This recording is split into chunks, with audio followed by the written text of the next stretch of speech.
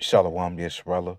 First and foremost, let me give all praises and glory to Yahweh, Bahashem, Yahushai, Bahashem, Rucha Kodash. Double honors to the apostles and elders of Great Millstone. Peace and blessing to those Le'akim that's preach the word in all truth and sincerity, along to Israelite foreigner brothers that are like the heathens, but the line of false side goes back to the nation of Israel, which the nation of Israel are you so-called Negroes, Latinos, and Native Americans through the prophecies and curses of Deuteronomy 28 chapter and throughout the Bible. So this is Brother Yakar, a mop of the lesson, and today's lesson will be entitled, Thy Commandments has made me wiser than my enemies. You know, I just gonna go on some precepts and Lord willing, you brothers and you sisters out there be edified through the spirit and power of Yahweh Shemon Shai. You know, I'm going to start from the book of Psalms, chapter 119 and verse 98. And it reads, Thou, through thy commandments, hast made me wiser than my enemies, for they are ever with me. And that's right, man. You know, which this whole book are the commandments of Yahweh Shemon Shai, which are the precepts, but also, going back to the law. This whole book, has made us wiser than our enemies, man. Because the Lord has put us up on game on how to maneuver in Babylon, you see, because our people that don't have this truth, the 2/3 of Israel, they get destroyed by the counsel of their enemies. But us, on the other hand, we're wiser than our enemies, so hence Esau's counsel is not going to work on us, man. We're not going to be deceived, and I say that in all humility, not in the sense of being proud, but, our Lord Yahweh Shai said, that was one of the first things he said, to the disciples, you see. And when you go to Matthew 24 and I start out verse 3, the point is in verse 4, and it reads, And as he sat upon the Mount of Olives, the disciples came unto him privately, saying, Tell us, when shall things be? And what shall be the sign of thy coming and of the end of the world? And Yahweh shall answer and say unto them, Take heed that no man deceive you, man. So that was the very first thing our Lord Yahweh Shai said. We can't be deceived. To let no man deceive you, man. It's like take heed that no man deceive you, because there's a lot of deceivers out here, even of the circumcision and the truth. Because 2/3 are enemies as well. You see, because the 2/3 of Israel, they want to afford this kingdom. They don't want this kingdom to be destroyed, man. They want to keep being under subjection by Esau, man. They want to keep being looked down upon and trying to be equal with Esau, the so-called white man. But us, on the other hand, we have a rulership mentality, man. A ruling class mentality. We know we better than these devils, man. We know that Esau is a scum on the earth. As the scriptures say in Psalms 12, he's a vilest man. The vilest man is exalted. And we know this just by way of his conduct, by way of his actions. You know, this is Psalms 12 and 8. It says, The wicked walk on every side when the vilest men are exalted. Right. And Esau is our vile men. The children of fools, base men. As it says in Job, the 30th chapter. So the Edomites, the so-called white race, so-called white people, they are exalted right now because this is their kingdom. But they're a vile nation. They're the disgusting and no morals people.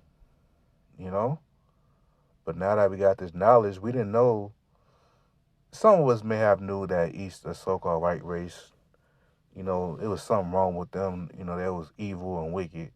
But now that we fully exposed to the truth, now we know most definitely how Esau get down. And the scriptures talk about never trust thy enemy. In Sirach 12 and 10. Because it's wisdom that the Lord has given to us by way of our apostle as a great millstone, you know, it made us strong mentally. Uh, Proverbs 24 and 5, and it reads, a wise man is strong, yet a man of knowledge increases strength. And this is what Esau fears. You know, a man of the Lord that has this truth that's very strong in the mind. Because Esau knows once you're strong in this truth, knowing that you're an Israelite, and knowing that you're not going to bow down to the image of the beast, to the image of Baal, which is Satan. He knows it's nothing he can do to persuade you otherwise, you know. So he fears that, and that's why he constantly wants to shut us down. That's why he constantly shut our channels down, because he fears that, this truth is going to grow, which it is growing right before his eyes, you know. And by him, by Esau, the elite thereof, seeing that the elect is being set right before the eyes, as it says in the book of Psalms. So he fears that, man. You know. But let's go to Sirach 12 and 10. And I didn't form this lesson. I'm just going in the spirit. Uh, Sirach 12 and 10. It says, "Never trust thy enemy, for like as iron rusteth, so is his wickedness." Right, man. And Esau, the so-called white man, is our number one enemy. According to Psalms the 83rd chapter, when it says the tabernacles of Edom, that's our chief enemy. Our natural born enemy, man. It says, "For like as iron rusteth is, so is the wickedness." Yes, because iron can look pleasant for a time, but it's always gonna rust. So that's symbolic. The rust is symbolic for Esau's wickedness. So he may, I was gonna say, though, he humble himself and go crouching. So Esau, he may humble himself, act like he's your friend, and tell you he likes black. He listen to black music. He got black friends. He might want to shake your hand and smile at you in your face. You know, that's a form of him humbling himself or going crouching. You know, it says, "Yet take good heed and beware of him." Yeah, because them are the main Edomites that want to kill you, man. Truth be told, they mean the same Edomites when they be amongst themselves at work, in a private room or something, in the break room, they talking shit about you, man. Or when they go home, they talking mess about you to their family. Saying, "Oh, I hate niggers and spics and Mexicans," and you know, how Esau get down. So, but them be the main Edomites that hate you, man. The ones that want to act all friendly with you. It says, "And thou shalt be unto him as if thou hast wiped a looking glass," which a looking glass is a mirror. "And thou shalt know that his rust have not been altogether wiped away," meaning his rust, which is wickedness, it hasn't gone away. You know, it's there. It's always gonna be there. It's just Esau, he's hiding it. You know, but it's always gonna come out. His hatred for us Israelites, us so-called Negroes, Latinos, and Americans, is always gonna come out, no matter what, man. You know, but that's why the title of this lesson, through thy commandments has made me wiser than my enemies. So now we're wiser than Esau because we know his true nature. We know his spirit, man. It's not meant for us. It's not meant for um us Israelites to get along with the Edomites, you know, and so.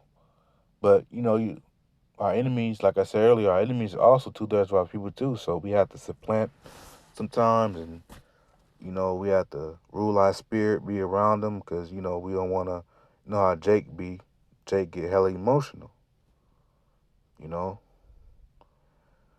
we have to rule our tongue. This is Proverbs 15 and 1. It says, "A soft answer turneth away wrath, but grievous words stir up anger." That's right. So a soft answer will be like a gentle answer. A gentle response. Because the grievous words will be, "Oh, f you, you ain't nothing," and I'll beat you up. Then that there won't be some grievous words, and that's gonna stir up Jake's emotions, which is the anger, and then he gonna want to fight you. You know, so we use wisdom when we be around Jake. We just if, which brother's not gonna be in that position, and for the most part, if you rule your spirit, you're not gonna be in that position of being in about to fight a Jake or something, unless he try to fight you for no reason. But for the most part, we're not gonna be in those type of predicaments. But if we are, then we use this precept. We use all right, bro, chill out. I'm just gonna go my way, you go your way, and it'll be that. Or just walk away. That would be walking away would be a form of a soft answer, turning away wrath. You know, turning your cheek, turning your other cheek. You know, so it's a lot of things. The Lord has made us wise, man, to maneuver through Babylon. We have to really apply this wisdom when we're being around Jake, especially, man. Jake and the heathens, because we all have to come up on a level, because real soon we're gonna have to really use his wisdom when all hell break loose, man. So right now is basically the training grounds on how we're supposed to, conduct ourselves, basically to prepare for Jacob's trouble, you know. So yeah, that was pretty much it. Lord willing, I was edified, and until next time, shalom.